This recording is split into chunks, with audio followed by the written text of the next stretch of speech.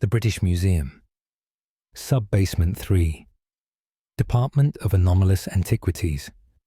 My name is Dr. Nathaniel Ashcroft, Senior Archivist, Custodian of Restricted Collections. What you are about to hear has been recovered from sealed files, letters, journals, and testimonies once thought too disturbing for public record. Every statement you hear is drawn from Britain's forgotten centuries, the whispered history that hides between faith and fear. These are the National Occult Archives, filed, preserved, never closed. The following document was never intended for public release. The Backwards Prayer, Cornwall Church, 1547. Case file, NOA 1547M. Classification. Testimony of a church warden. Date of statement, 8th day of October, 1547. Location, St. Michael's Parish, Cornwall. Author, Thomas Blackwell, Church Warden. Testimony, why? Thomas Blackwell, Church Warden of St. Michael's Parish. Do testify about the events that began on the feast of St. Jerome. The new priest arrived 3 weeks past. Father Edmund came to us from a monastery in the north. He seemed a good man at first. He spoke his Latin prayers with proper devotion. But on the third night, I heard him in the church after compline. The door was barred from within. I listened at the window and heard two voices speaking. One was Father Edmund. The other voice spoke in Latin, but the words were backwards. I know some Latin from my years serving the church. These were the words of the Mass, but reversed in their order. The candles inside the church burned with a green light. I saw this through the coloured glass. The next morning, Father Edmund would not meet my eyes. His hands shook as he blessed the bread. That night, the backwards voice came again. This time, it was louder. I brought the village elder to hear it with me. We both listened at the window. The voice was coming from Father Edmund's own mouth, but his lips were not moving in the way of the words. It was as though something else spoke through him. The elder said, "We must fetch the bishop." But Father Edmund locked himself in the bell tower before we could act. For 6 days, the backwards Latin continued. We left food at the tower door. The food was never touched. On the 7th day, the voice stopped. We broke down the door and climbed the stairs. Father Edmund sat facing the wall. He had carved Latin words into the stone with his fingernails. His fingers were worn to the bone. The words on the wall were instructions.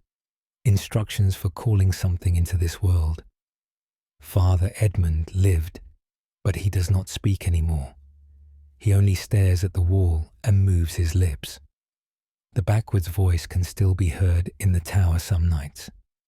It continues the prayers that were never finished. Thomas Blackwell, Church Warden, St. Michael's Parish, Cornwall, 8th day of October, 1547. Archivist's note.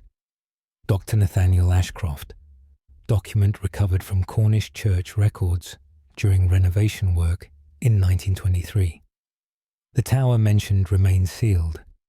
Local Historical Society reports occasional acoustic anomalies from the structure, though architectural surveys attribute this to wind patterns through medieval stonework. End of file. Proceeding to next recovered document.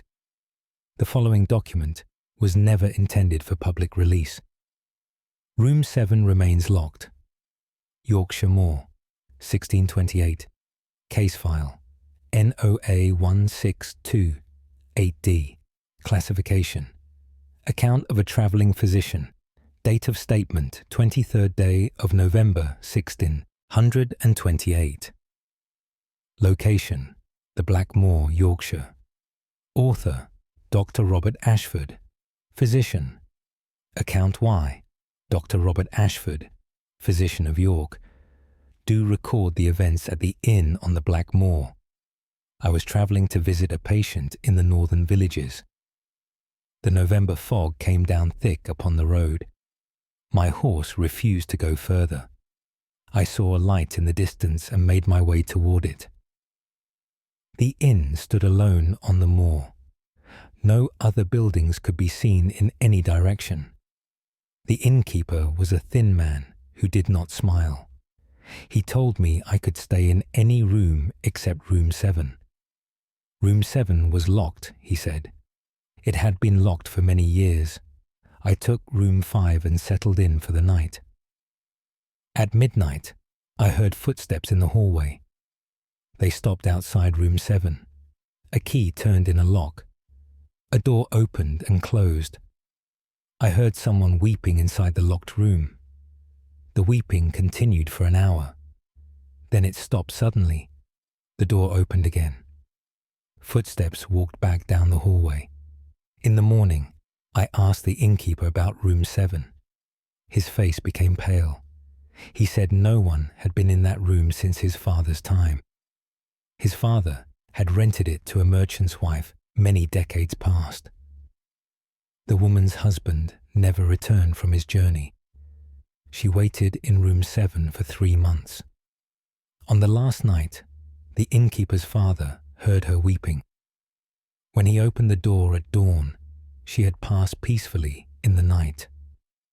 The room was locked after that, but the innkeeper's father heard her footsteps every night until he died. Now the innkeeper hears them too. Every midnight, she walks to the room. Every night, she waits and weeps. Every morning, she is found again, in the same eternal moment. I asked to see inside room 7. The innkeeper showed me the door. The wood around the lock was worn smooth. Smooth as though a hand had touched it 10,000 times. Through the keyhole, I could see the room. A candle burned on the table, but no one had entered to light it. Dr. Robert Ashford, physician, the Black Moor, Yorkshire, 23rd day of November, 1628. Archivist's note. Dr. Nathaniel Ashcroft, referenced, ceased operation in 1847. Site visit in 2019. Found only foundation stones remaining. Local death records from 1620s show no corresponding entry, though parish records from that period are incomplete. The moor remains notably avoided by nearby residents. End of file. Proceeding to next recovered document. The following document was never intended for public release. The manuscript that writes itself. Whitby Abbey, 1392. Case file, NOA 1392T. Classification, Confession of a Monastery Scribe. Date of statement, 4th day of February, 1392. Location, Whitby Abbey, North Yorkshire. Author, Brother Oswin, Scribe Confession Y. Brother Oswin, Scribe of Whitby Abbey. Do confess the truth about the manuscript in the lower scriptorium. The abbot instructed me to copy an ancient text. The text came from a monastery that burned in the north. This was the only book that survived the fire. The pages were not damaged by smoke or flame. I began my work in the scriptorium as commanded. The text was written in Latin, but the words felt wrong. They were sacred words, but placed in an order that made my head ache. After 3 hours of copying, I heard a voice behind me. No one else was in the scriptorium. The voice whispered the words I was writing. It spoke them before I wrote them down. I told the abbot about the voice. He said it was the devil testing my devotion. He told me to continue the work. The next day, the voice came again. This time it was closer. I could feel cold breath upon my neck as it whispered. My hand moved across the page, but I was not controlling it. The words wrote themselves through my fingers, By the 5th day, I could see the owner of the voice. It stood behind my chair in the shadows. It wore the robes of a monk, but the face was hollow. Where eyes should be, there was only darkness. It guided my hand as I copied each word. When I finished the manuscript, the thing remained. It stands in the lower scriptorium still. Any brother who goes to work there hears the whispers. Any brother who stays too long sees the figure in the shadows. 3 monks have left the Abbey because of it. They could not bear the weight of its presence. The abbot sealed the lower scriptorium last week, but I can still hear the whispers through the door. The manuscript sits on the desk where I left it. The thing stands behind the empty chair. It waits for someone to read the words aloud. The abbot burned the original text in holy fire, but my copy remains. It cannot be destroyed. I have tried. Brother Oswin, Scribe, Whitby Abbey, North Yorkshire. 4th day of February, 1392. Archivist's note. Dr. Nathaniel Ashcroft, Abbey, records confirm. A lower scriptorium was sealed in 1392 and never reopened. Dissolution of the monastery in 1539 scattered its library. No manuscript matching this description has surfaced in cathedral collections or private sales, though several institutional catalogues reference problematic medieval texts, origins uncertain. End of file. Case closed to public record.